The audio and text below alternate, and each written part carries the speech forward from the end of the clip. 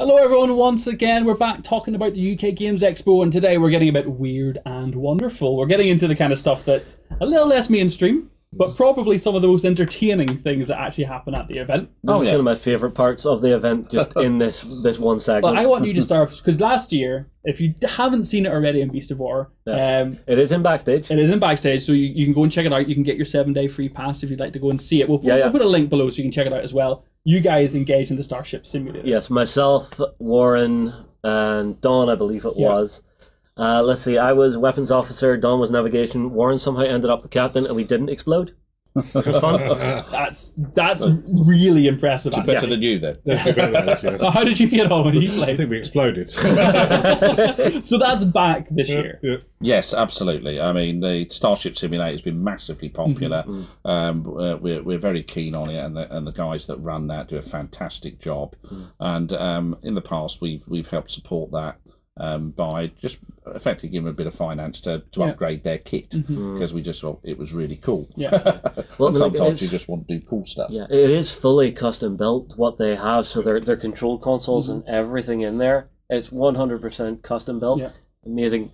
You walk in when the lights are on, you go, oh, okay. Then the lights go down, the RBG lighting comes up, and your immersion levels just go through the roof. It's really good. And there's a red alert button. Yes, there's a red alert button. So good. Just so good. So our captain just kept telling me off because I kept pressing the red alert. I haven't given orders for red alert yet. I was kind of trigger happy with the torpedoes. It just makes me want a red dwarf so much. I want to go blue alert, but Captain, I have to change the bar. Because there's something to be said for real-time events, and we've talked about it with you guys before, but these moments and these things that you're not going to get an experience like this anywhere else, even if you're playing. No, you can't do this at home. Yeah, exactly. It's production value that you can't really imagine.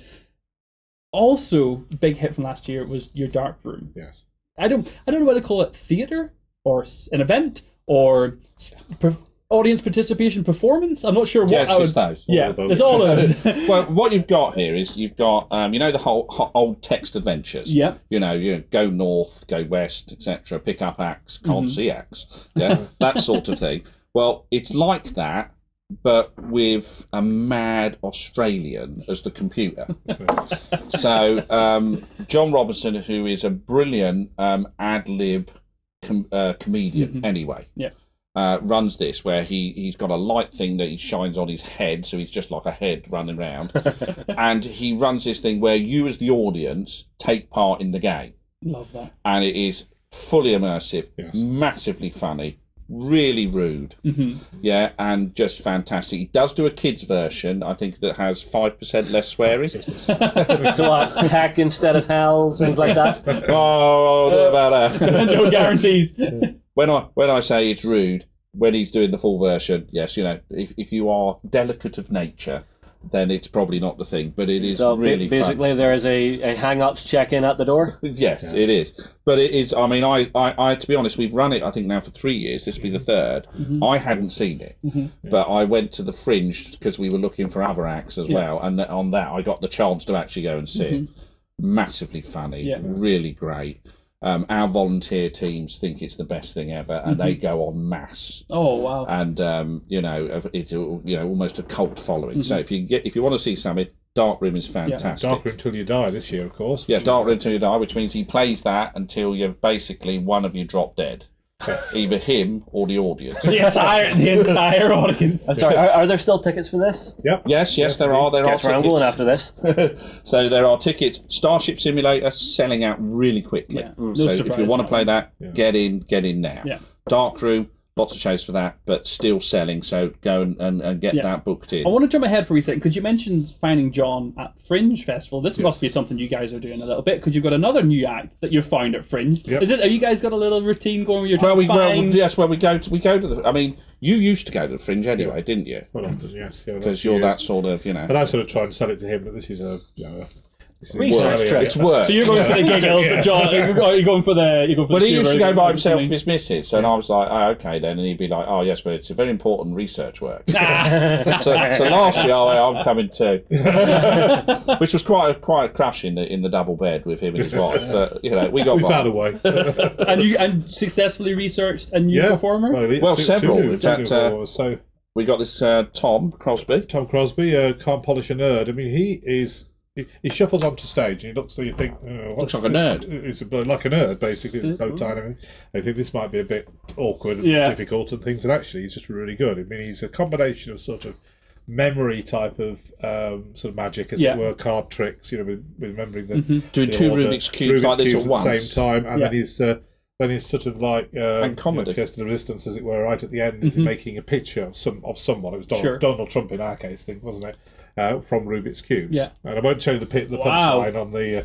So he picks, he gets you to write names, picks a name out the hat, and then he makes the picture while he's talking to you out of 40, 50 Rubik's cubes. That could be cool. Like a pixel picture. Wow. There's a picture on our website on that event. You can and there's see a surprise. We'll get that up. And to be honest, that isn't the surprising bit. No. So go and see him, and you'll see what the surprise is. That's fairly awesome, but wait 30 seconds afterwards, and you'll really see what's awesome.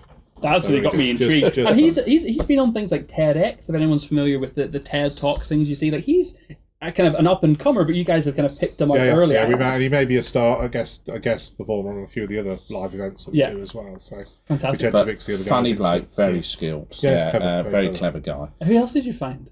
Jolly Boat, which portray themselves as the best comedy pirate geek rock duo, which relatively niche. I'm intrigued. Okay. I'm not sure I know many. You bought the tickets for this, and I went because I didn't have any choice, and I was sat there, and I have to say, first of all, they had a problem with their sound at the Fringe, didn't they? And I almost was like, do you want me to come out with that? But then they got it fixed, and I have to say, it was probably some of the funniest comedy pirate geek rock I've ever seen. And it was just, again, great. It's very difficult to describe it, but you know what? You want to take an hour to see something that you'd normally see at the Edinburgh Fringe. That's going to be funny. It's going to be on point for the sort of humour and the gaming and the art, and all of that sort of thing. Go and see the Jolly Boat, because they're really funny, great musicians. Average singers. as they would say.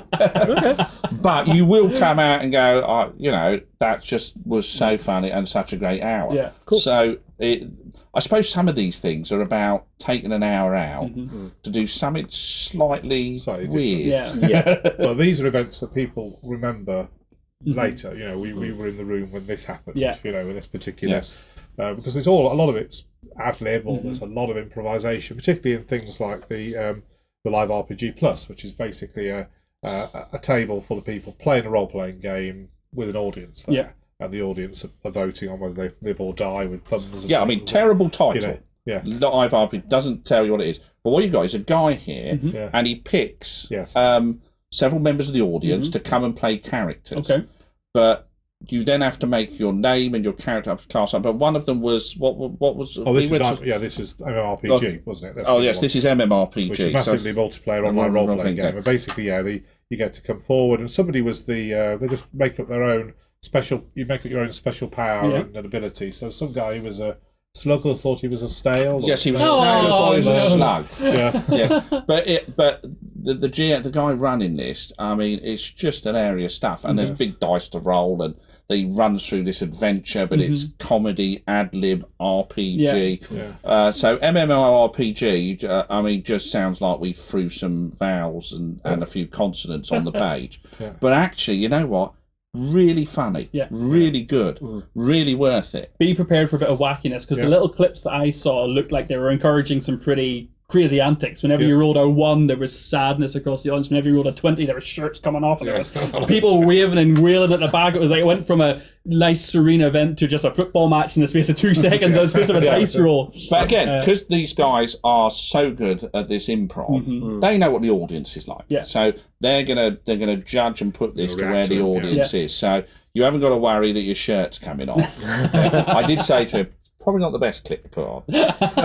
However, when we went, I mean, we had a great time, and we were there sort of reasonably late at night for the Fringe one we went to. But getting involved in this, the Live RPG Plus is the... Go on, you describe that one. Well, that there is, it's a role-playing game happening sort of thing with them sitting at the table. There'll be a selection, there'll be guests and things. We invite different people, celebrities and things to play. But again, the audience are very much involved in this. Pretty much most of the encounters that happen, most of the monsters they have to fight, the outcome of things, the treasure items they find, whatever it is, are pretty much determined by a fair amount of audience interaction. Almost none of this stuff are you just sat watching. No, there's a lot of interaction. Yeah, you're always involved. And Nightmare Live. The guy that runs that is Sirenscape. Sirenscape do the sound effects for Pathfinder and for so there's a lot role-playing of that games. thrown in as well. So as things are happening in the game, he's pressing the relevant buttons for different sound effects to happen. Yeah. Screeching. These events are great when you're a bit gamed out. Yeah. You need a bit of a lift. Yeah, a bit of energy in a room. Great for and you know it's so, and you always get a seat, which is always great, isn't it? I mean, like Nightmare Live. Who doesn't love Nightmare? This is a childhood one for me. Like this is the old helmet on and the screen, and them standing there one step to the left and they step to the right and fall down a hole. You're like, oh, come on, Sherry! I actually have seen the live version of this. Yes. When we were living in England, my friend Swampy, we called him, jumped in on the Kickstarter. Okay. And we actually got to go and see the live show in Camden. That's awesome. Front row seats. It was actually hilarious because when we walked in, we saw the front row and the seats were filling up, so we just sat down. And eventually one of the people running it came up to us and went, no, you guys are meant to be up at the front. So the people in the front row got kicked out of the seats and we all sat down in them.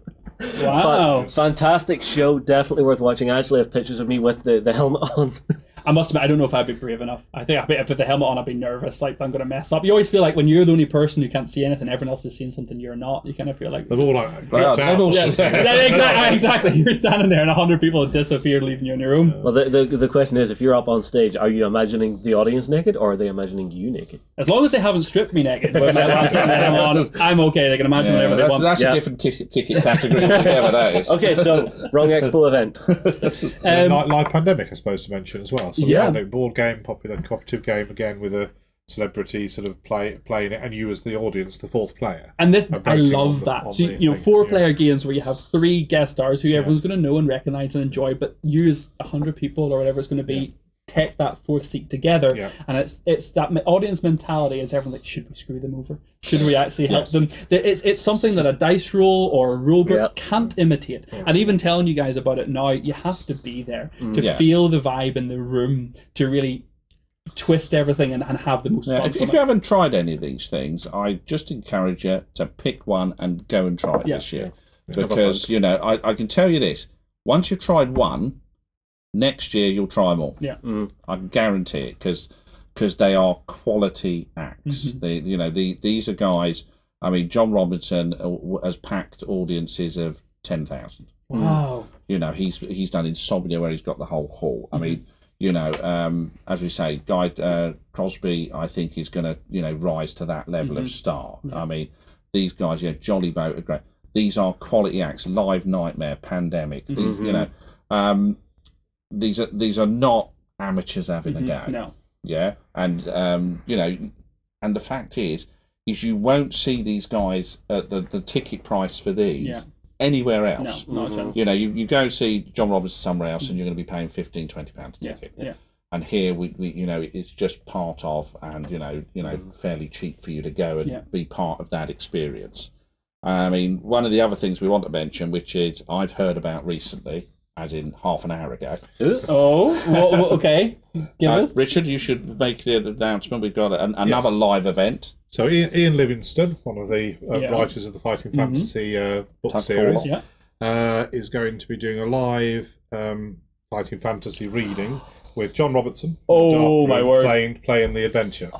So that should be pretty cool. Apparently he is going to demonstrate the 5-finger... page holding technique. I don't want to choose this option until I commit to it. Oh yes, the ancient kung fu of fighting fantasy.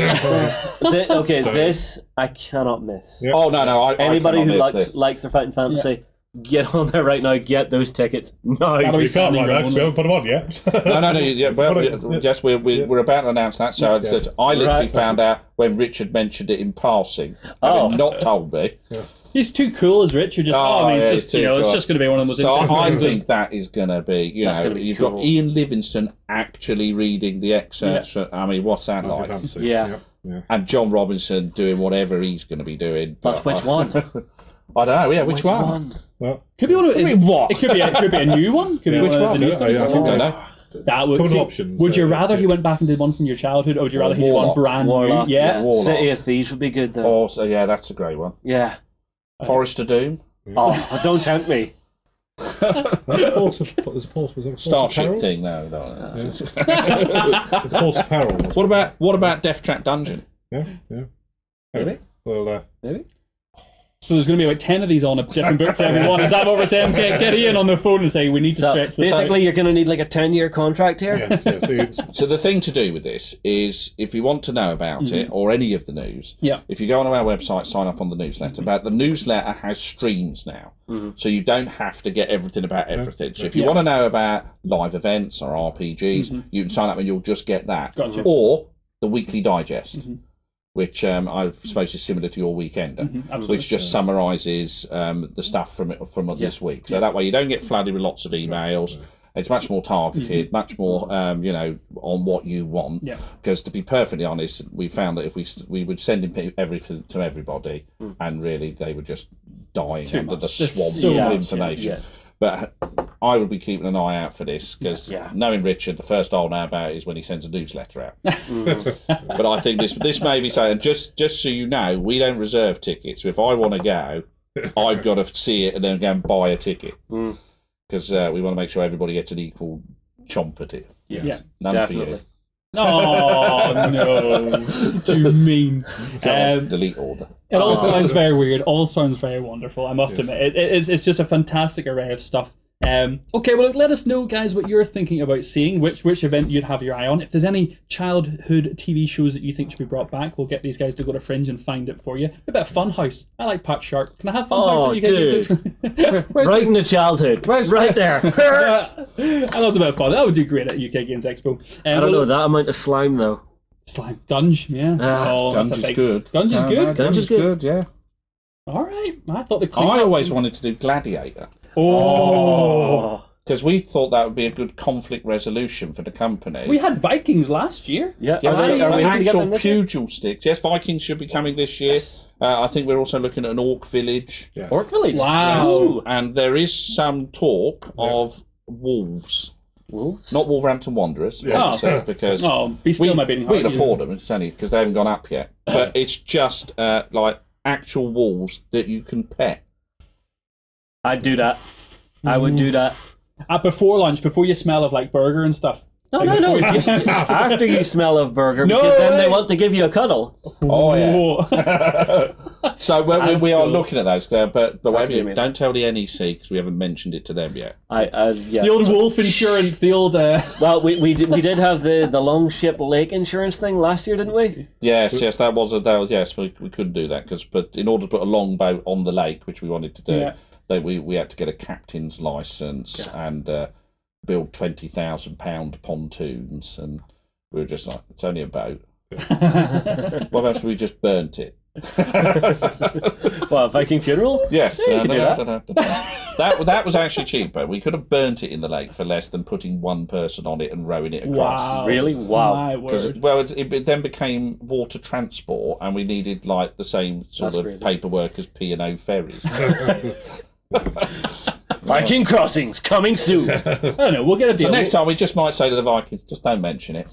That the NEC won't notice. Just the brakes field. Sorry. We'll just get CCAD or P&O to sponsor it. We'll just get a sponsored longboat, big seal. That'll be great. They'll cover it. Vikings won't have that. I doubt if you're ever going to see the P&O logo on a Viking shield here. The Ragnar versus P&O, two longboats going at it. I'd pay to watch that. Maybe. Okay, well, that's a bit more weird and wonderful that we can currently do. But look, let us know in the comments, guys, what you're enjoying to see. We're going to be bringing you more about UK Games Expo. Do go and keep track of the website to see all the events as they do get added. And thank you again, guys. We will catch you again soon.